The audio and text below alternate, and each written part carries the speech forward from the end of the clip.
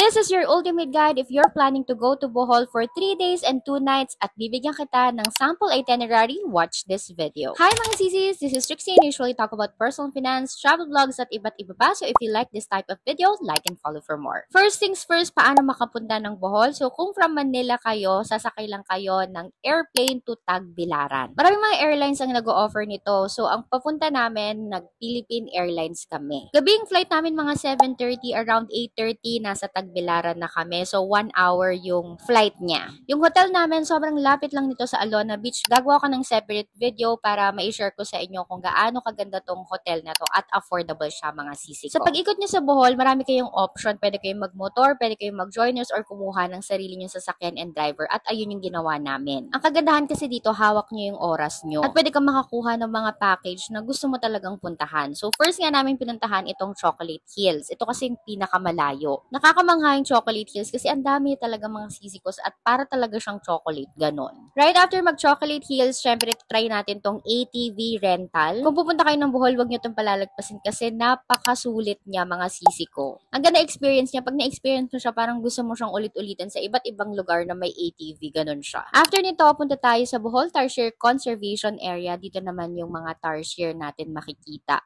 So dito, meron siya lang entrance fee at kailangan tahimik kayo mga sisiko kasi pag umaga tulog yung mga tarsier. Then next naman natin itong man-made forest. May nakita na akong ganito sa La Union pero mas maganda tong sa Bohol, sisiko. Kaya lagay nyo na rin yan sa itinerary nyo. Before kami mag-lunch, pumunta kami dito sa Lubok Eco Adventure Park and then tinry namin tong cable car pero meron din sila yung zipline. Kung medyo adventurous kayo, try nyo rin yung zipline. Ang ganda din dito mga sisiko.